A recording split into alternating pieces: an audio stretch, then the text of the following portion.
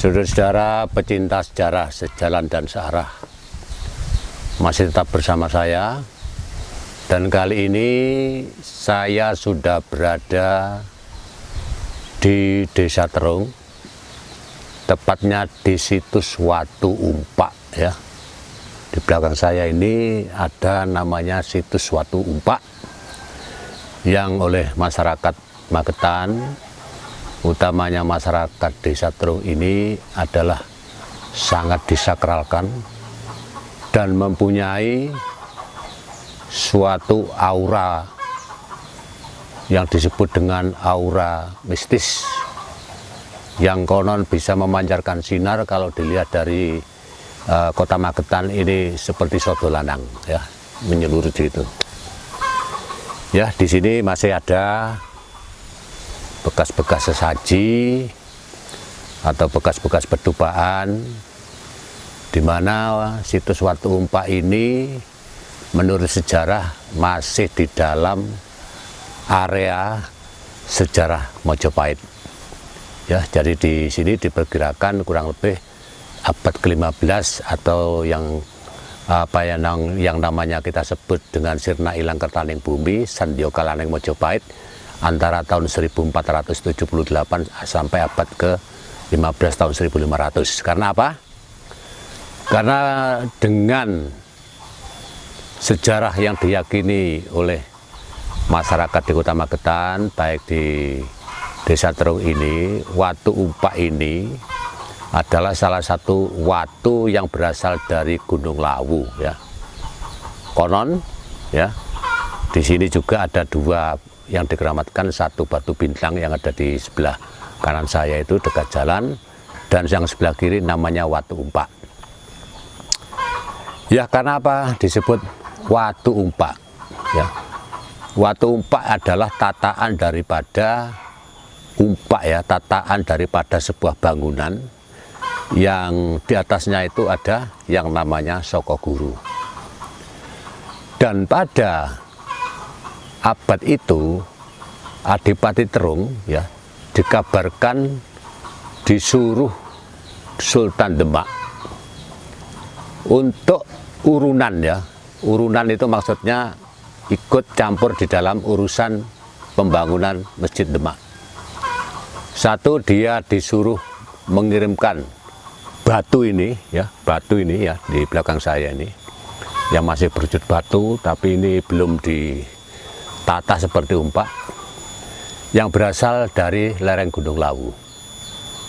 Dan kedua, Adipati Terung juga diminta untuk menyetor sebuah kayu jati yang ada di daerah Gunung Lawu atau di sekitaran Desa Terung ini. Akan tetapi setelah batu itu dikirim ke Demak ya, ini adalah mitos itu artinya bisa dipercaya atau tidak, dan ini mungkin berbentuk sindiran atau metafora. Saya sendiri ini masih menggali. Setelah dikirim ke Demak dari Terung, dikirim ke Demak Bintoro untuk dibuat umpak. Di sana beberapa hari batu itu kembali lagi ke sini. Ya, batu itu kembali lagi ke Desa Terung. Ini mitos ya, ini mitos.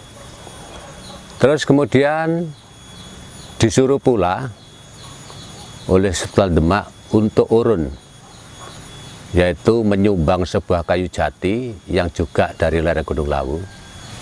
Akan tetapi jati itu pun setelah tiba di sana dalam bentuk gelondongan, akhirnya kembali lagi ke Terung. Dan ini adalah salah satu mitos yang perlu diurai secara metafisis atau juga diurai secara epigrafi atau diurai secara metafora.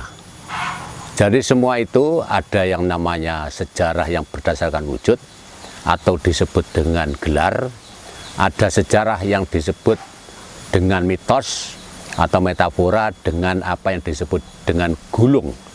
Jadi gelar dan gulung ini untuk masyarakat Jawa adalah satu bentuk keterkaitan yang masih berhubungan dengan hal-hal yang bersifat mistis, dengan hal-hal yang bersifat wujud.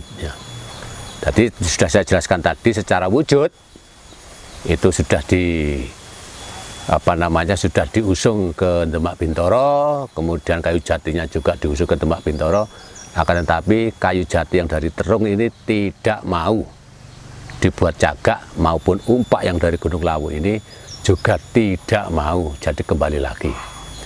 Jadi menurut saya ini adalah suatu sindiran, karena pasca hancurnya Majapahit di tahun 1478 ditengarai dengan sirna ilang kertaning bumi, Majapahit wis puput ring tanah Jawi. Disitulah antara Demak dan Majapahit, yang dulunya Demak itu adalah Kadipaten bawahan Majapahit, dengan serta-merta mendeklarasikan sebagai Kesultanan Islam yang langsung dipimpin oleh Raden Patah bergelar dengan Sultan Akbar. Sedangkan Majapahit sebagai inti embrio daripada Kesultanan Demak, yaitu Sinul Brawijaya kelima, itu tadi di dalam hikayat sejarah dengan Sendyo Kelane Majapahit diceritakan bahwa Majapahit sudah dihancur, diratakan dengan tanah, dan pusat pemerintahannya kemudian dialihkan ke Demak Bintoro. Jadi sebelum Demak Bintoro membangun sebuah kerajaan besar, konon yang dibangun dulu adalah masjid. Dan masjid ini hasil daripada usul dari para wali sangha, ya. Satu diantaranya adalah Adipati Terung untuk disuruh urun, ya, sebuah umpak yang berwujud batu di belakang saya ini dengan kayu jati dari Gunung Lawu. Dan ini pun kalau dirunut secara metafora atau dirunut sebagai bentuk sanepan, memang antara Kesultanan Demak dengan Majapahit ini jelas tidak tidak sinkron, ya, masalah kepercayaan. Artinya tidak sinkron itu masalahnya ini adalah ajaran baru yang disebut ajaran Islam, sedangkan di sini adalah ajaran yang sudah diyakini oleh para leluhur sebagai ajaran Kapitayan atau juga disebut ajaran Jawa Dipa. Ya otomatis ajaran ini tidak sinkron. Masalahnya apa? Bolak-balik umpak ini diusung ke sana kembali. Artinya umpak ini adalah salah satu bentuk jati diri orang Majapahit, satu dasar jati diri Majapahit untuk dipaksa untuk masuk agama Islam, jelas tidak mau, karena dasarnya ini sudah sekuat batu yang ada di sini ini. Jadi penaklukan untuk di daerah Magetan dan sekitarnya, Ponorogo yang pada waktu itu masih disebut Mungker, tidak serta-merta seperti orang membalikkan sebuah tangan, ya. Jadi semua itu didasari dengan keyakinan yang betul-betul mendarah daging, ya, keyakinan orang Majapahit di daerah Gunung Lawu ini, untuk kemudian dipaksa untuk memasuki agama Islam yang diepigrafikan sebagai bentuk umpak yang diusung ke Demak Bintoro, akan tetapi masih kembali lagi. Itu artinya casingnya ya orang-orang zaman dulu itu memeluk agama Islam, tapi dasar hatinya itu masih memeluk jiwa Sangkan Paraning Dumadi, masih jiwa yang disebut dengan jiwa dasar, yaitu Kapitayan atau juga disebut Jawa Dipa, ya. Makanya di sini disanepkan setelah diusung ke sana kembali lagi. Itu artinya kekuatan dari daya keyakinan orang Majapahit, terutama daerah Terung sini dan sekitarnya, itu masih kuat keyakinannya, berdasarkan seperti batu, kerasnya seperti batu, tidak bisa ditaklukkan begitu saja. Sedangkan jati yang dikirim ke Demak Bintoro juga jati dari Gunung Lawu. Itu juga dikandung maksud bahwa ajaran sejati ning urip atau urip kang sejati yang sudah dianut oleh beberapa orang di daerah Terung, yang dianut oleh beberapa masyarakat di daerah Magetan yang pada tahun itu ini juga tidak serta-merta gampang ditaklukkan begitu saja.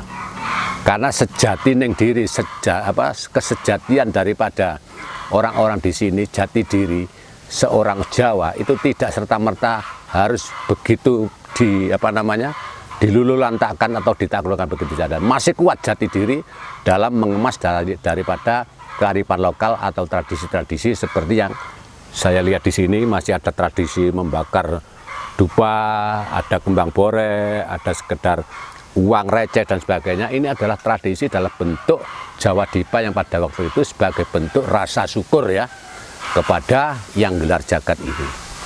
Ya, makanya oleh orang Terong di sini dibuatlah suatu pagar, kemudian diayomi oleh beberapa pohon yang rindang. Artinya pengayoman ini adalah bentuk suatu kias bahwa kepribadian Jawa, kesejatian diri Jawa, atau yang disebut dengan keyakinan umpak sebagai keyakinan yang tidak mudah ditaklukkan, keras seperti batu, ini masih diayomi oleh alam, ya, masih diayomi oleh alam yang rindang.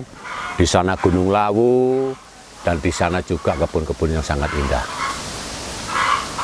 Jadi antara sejarah Gelar dan Gulung memang bisa ditafsiri sedemikian rupa.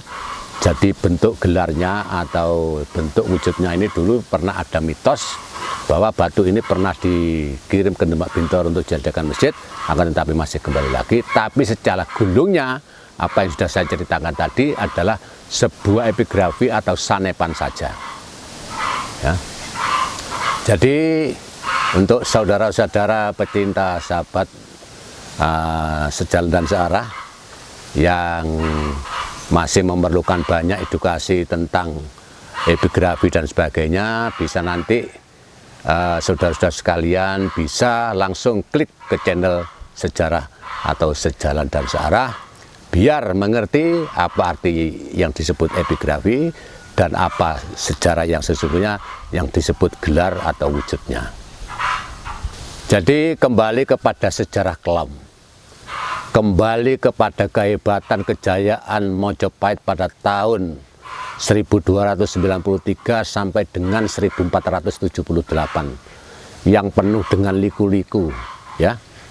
Jadi zaman-zaman pada waktu itu memang Majapahit mengalami zaman keemasan kurang lebih 200 tahun. Setelah terjadi insiden pecahnya Demak Bintoro dengan Majapahit yang ditandai dengan Setro Praloyo, yaitu peperangan di daerah Trowulan. Disinilah kemudian banyak sekali sindiran-sindiran zaman. Jadi manusia-manusia, orang-orang yang masih memeluk agama Kepitayan masih tetap eksis ya di dalam melaksanakan adat istiadat tradisi yang tercantum dalam sebuah yang namanya sebuah kearifan lokal yang sampai sekarang ini. Dan kemudian bulan berganti tahun berganti windu-windu dan sebagainya. Kemudian sekarang sudah banyak bermunculan, ya, sudah banyak bermunculan seperti batu-batu candi yang kena longsoran, kemudian timbul linggayoni yang sudah tertimbun tanah muncul dan sebagainya. Ini adalah satu pertanda zaman bahwa kemunculan daripada jati diri bangsa, jati diri manusia Jawa akan muncul dengan serta-merta dengan disertai dengan goro-goro zaman, yaitu dengan banjir bandang, udan, angin dan sebagainya. Ini hanya untuk memunculkan suatu pertanda zaman bahwa Nusantara ini akan kembali kepada keyakinan sebagai bentuk keyakinan leluhur pada zaman dahulu.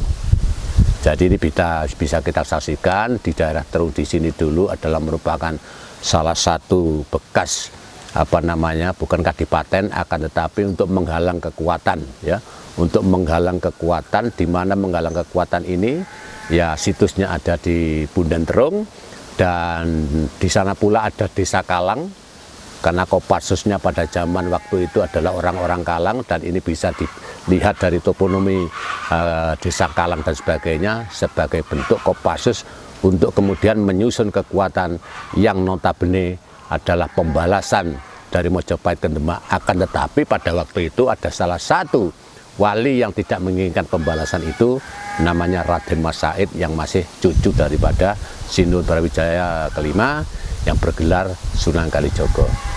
Jadi di situ juga disebutkan di dalam Sandyokalane Mojopahit ya, antara bapak melawan anak iki mengko bakal jagat ngeguyu. Jadi itu tadi setelah penghimpunan beberapa pasukan di sini, pasukan Kalang dan sebagainya, akhirnya pelancaran-pelancaran untuk membalas serangan ke Demak dibatalkan ya. Demikian saya kira saudara-saudara sekalian, pecinta sejarah dan searah, sekelumit tentang sinopsis sejarah tentang Watu Umpak ini sebagai saya artikan sebagai sebentuk metafora atau sindiran belaka. Mudah-mudahan dengan apa yang sudah saya kemukakan di area ini menjadi saksi sejarah, dan untuk para pemirsa sejarah yang pecinta daripada sejarah-sejarah untuk utamanya sejarah daripada sejarah kerajaan, bisa dibuat bukti sejarah, bisa dibuat acuan untuk koreksi diri ke depan ya. Demikian sahabat-sahabat, saudara-saudaraku pecinta sejarah sejalan dan searah, mudah-mudahan apa yang sudah saya sampaikan tadi mendapatkan suatu respon dan edukasi kepada saudara-saudara yang masih belum mengetahui tentang bahasa metafora. Dan kali ini saya undur diri, sampai jumpa.